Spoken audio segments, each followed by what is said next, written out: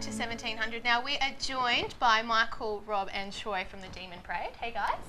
Thank you for joining us. Now you've just had your launch party at the start of November for your second EP, Chameleon. So how was that?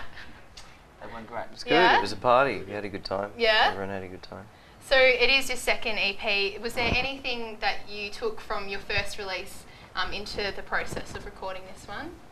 No.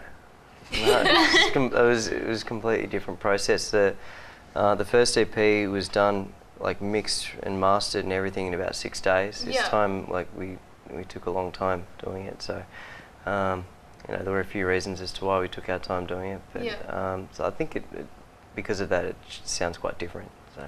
And this one was mixed by Tony Lash of the Dandy Warhols. Well, he's worked with them. Yeah, he's not in the band.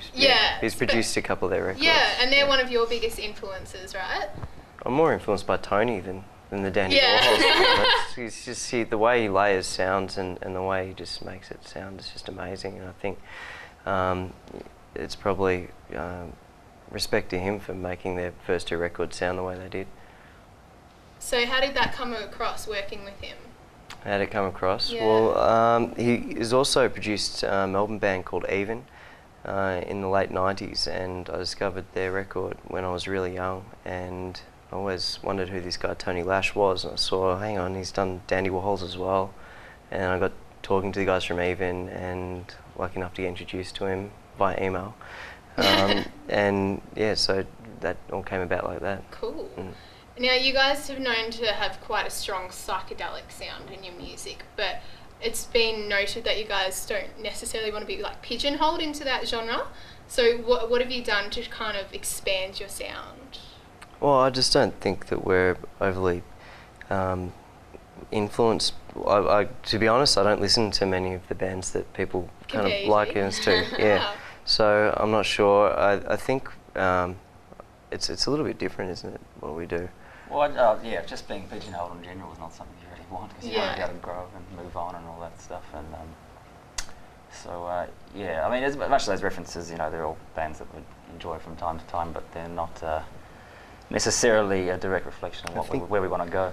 Like we got a review of one of our songs recently, and it's the first track off our new EP, and it said, "Not what I've come to expect from the Demon Parade. It's much more stadium-esque." And I felt like they only gave us 3 out of 5 stars, where we probably should have got 4 out of 5 stars, just because it wasn't what they were expecting. Yeah. So I guess from my point of view, I like to write songs, and I like to be a songwriter that can write anything, not just kind of garagey 60s songs. Yeah.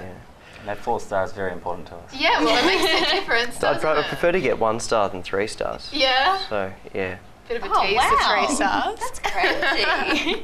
So earlier this season we interviewed Lurch and Chief, and you guys are actually joining them for their single launch next week. How did this friendship come about?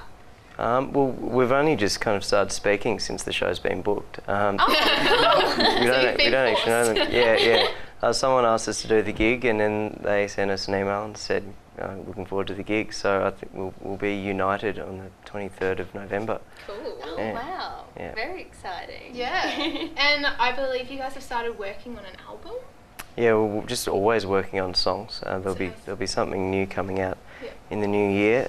We waited far too long to put out a second EP, so we're going to make up for it this time by just putting out everything that we're writing kind of as we go.